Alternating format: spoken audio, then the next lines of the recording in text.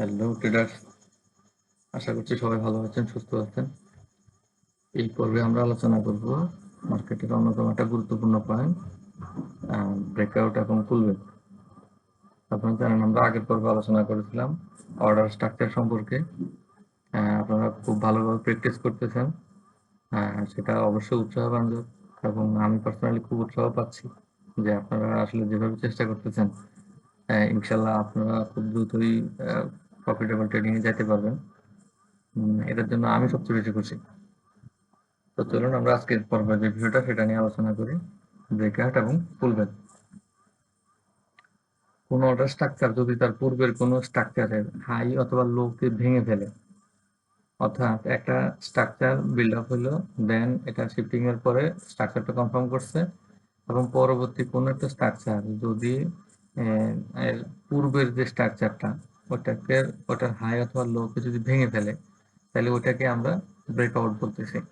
এবং আমরা যদি গ্রাফিকের মাধ্যমে জিনিসটা বুঝি যে এখানে আমার একটা ইম্পালসিভ হয়েছে, ঠিক আছে, বা আমাদের একটা ইম্পালসিভ স্ট্রাকচার হয়েছে।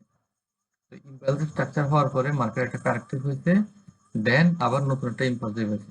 এবং এই ইম্পালসিভটা হতে যায় মার্কেট যে কাজটা করছে সেটা হচ্ছে যে পূর্বের যে একটা স্ট্রাকচার ছিল, পূর্বের যে একটা হাই এবং লো যে এরিয়াটা ছিল, এই এরিয়াটাকে সে কি করছে, মার্কেট এখানে ব্রেক করে ফেলছে। এই যে ব্রেক করে ফেলছে, যে আগের একটা স্ট্রাকচার ছিল, এই স্ট্রাকচারের হাই এবং লোর যে কোনো একটাকে, যদি হাইটাকে ভেঙে ফেলে তাহলে আমরা বলতে পারি যে বুলিশ ব্রেকআউট হয়েছে। ঠিক তেমনি এখানে একটা স্ট্রাকচার আছে, দেখেন, ছোট্ট একটা স্ট্রাকচার, কারেক্টিভ স্ট্রাকচার। যদি এইটার লোড পরবর্তী কোনো একটা স্ট্রাকচার আসে এইটার লোটাকে ভেঙে ফেলে, ঠিক আছে, তাহলে আমরা বলবো যে বিয়ারিশ ব্রেকআউট হয়েছে, ঠিক আছে। তো যেহেতু এখানে বুলিশ ব্রেকআউট হয়েছে, আমরা এখানে বলতেছি যে ব্রেকআউট হয়েছে বুলিশে। এখন এই যে ব্রেকআউটটা, এই ব্রেকআউটটাকেই আমরা মার্ক করছি, ঠিক আছে।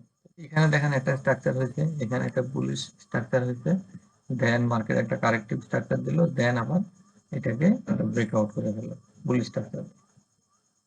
তো এই জিনিসটাকে মূলত আমরা স্ট্রাকচার বলি, ঠিক আছে। দেন পুলব্যাক, পুলব্যাকটাকে জানি। পুলব্যাকটা হচ্ছে একটা স্ট্রাকচার ব্রেকআউট হওয়ার পরে যদি প্রাইস আবার পিছনে ফিরে আসে নেক্সট মুভ দেওয়ার জন্য, তাহলে ওইটাকে আমরা পুলব্যাক বলতেছি। যদি আমরা গ্রাফিক্সের মাধ্যমে জিনিসটা বুঝি যে এখানে একটা ইম্পালসিভ হয়েছে, দেন এটা এখানে কি হয়েছে, কারেক্টিভ স্ট্রাকচার হয়েছে, এই কারেক্টিভটাকে আমরা মূলত পুলব্যাক বলতেছি।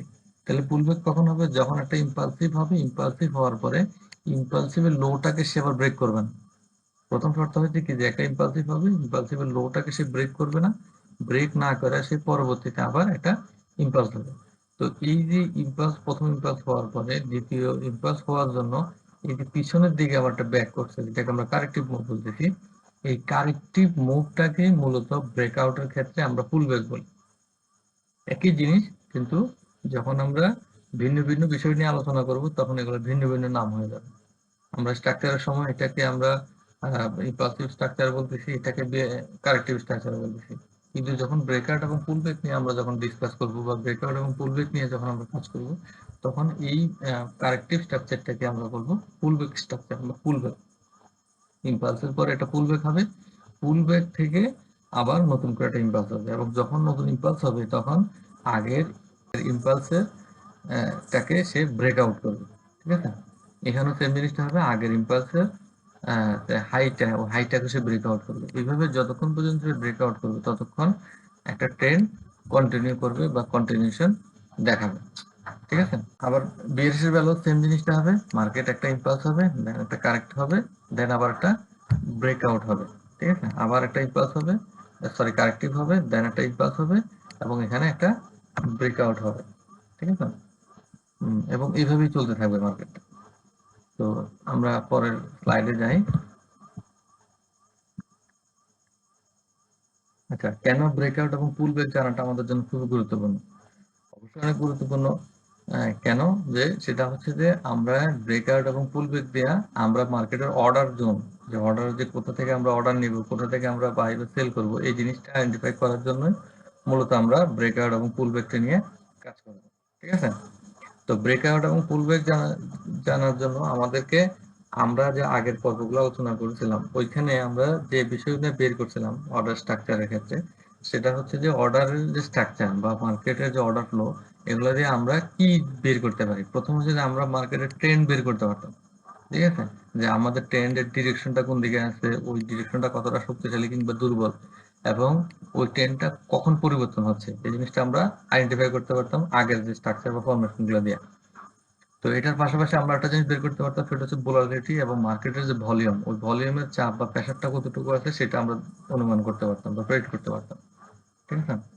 তো এখন আমরা যে ব্রেকআউট এবং পুলব্যাক এইটা নিয়ে যে আমরা কাজ করতেছি, এই ব্রেকআউট এবং পুলব্যাক বের করার মূল কারণটা হচ্ছে কি, যে মার্কেটে আমাদের 3 নম্বর যে পয়েন্টটা, কারণ আমরা যত কিছুই বের করি, কেন বের করতেছি, আলটিমেট আমরা কোথা থেকে পজিশন নিলে বা কোথা থেকে অর্ডার নিলে আমাদের পজিশনগুলো সবচেয়ে বেশি গেইন করবে এবং আমরা সবচেয়ে আহ, মানে সবচেয়ে কম রিস্কে থাকবো, ওই জিনিসটা বের করতে হবে। যেমন কি আমাদের পারফেক্টলি একটা অর্ডার জোন কোথায় আছে, এই অর্ডার জোনগুলো খুঁজে বের করতে হবে।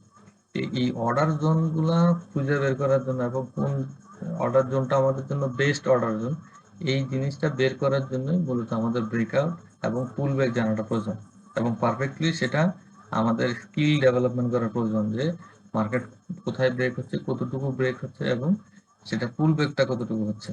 আমরা সিম্পলি যদি কিছু বিষয় আলোচনা করি, অবশ্যই এই বিষয়গুলো ইন ডেপথে আমরা ডিসকর্ডে আলোচনা করব। তো আজকে যদি আমরা সিম্পলি আলোচনা করি, হ্যাঁ, যেমন এখানে মার্কেটে আমাদের একটা ইম্পালস হয়েছে, ইম্পালসের স্ট্রাকচার হয়েছে, দেন একটা পুল ব্যাক হইলো।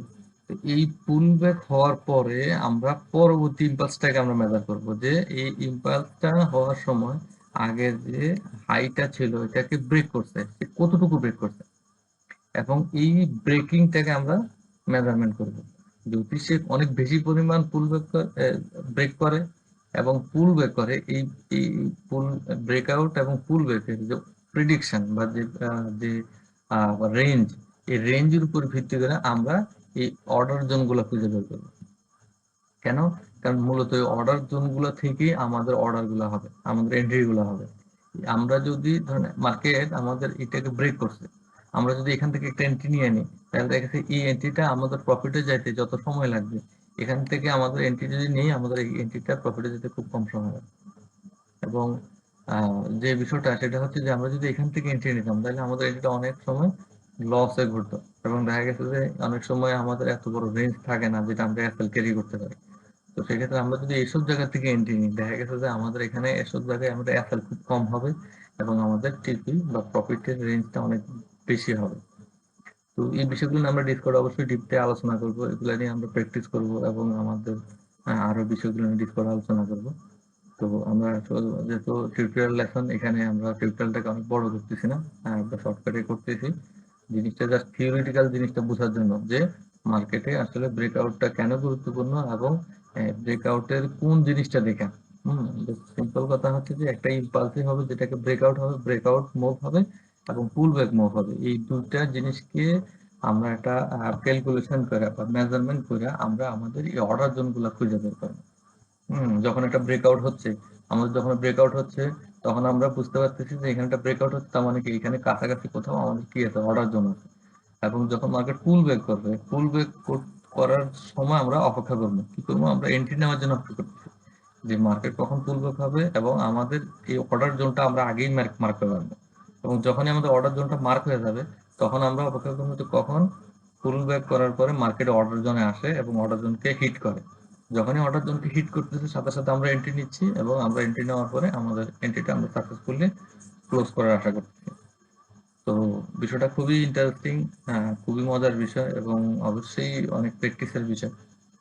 তো আশা করতেছি আপনারা সেই প্র্যাকটিসের ধারাবাহিকতাটা বজায় রাখবেন, এবং যতটা বেশি সম্ভব আপনারা প্র্যাকটিস করবেন, কারণ যতটা প্র্যাকটিস করবেন ঠিক ততটাই আমাদের স্কিল ডেভেলপমেন্ট হবে এবং স্কিলে আমাদেরকে প্রফিটেবল ট্রেডার বানাতে পারবে। আর অন্য কোনো কিছুই বানাতে পারবে না। আমরা যত নলেজ গ্যাদার করি না কেন, যত ইনফরমেশন নেই না কেন, মার্কেট ইনডেপথে যত বিষয় জানি না কেন, হ্যাঁ, যতক্ষণ আমাদের প্র্যাকটিস না হবে ততক্ষণে আমাদের কখনোই প্রফিট গেইন করা পসিবল হবে না। যদিও দু একটা ট্রেডে প্রফিট করা যায়, কিন্তু আলটিমেট সাকসেসফুল ট্রেডার হওয়া যাবে না। তো সাকসেসফুল হওয়ার ট্রেডার জন্য অবশ্যই আমাদের প্র্যাকটিস করতে হবে এবং সেই প্র্যাকটিসটা এমনভাবে করতে হবে যাতে সে আমাদের সাবকনসিয়াস মাইন্ডে আমাদের বিষয়গুলা স্কিল হিসেবে বিল্ড আপ হয়। ঠিক আছে?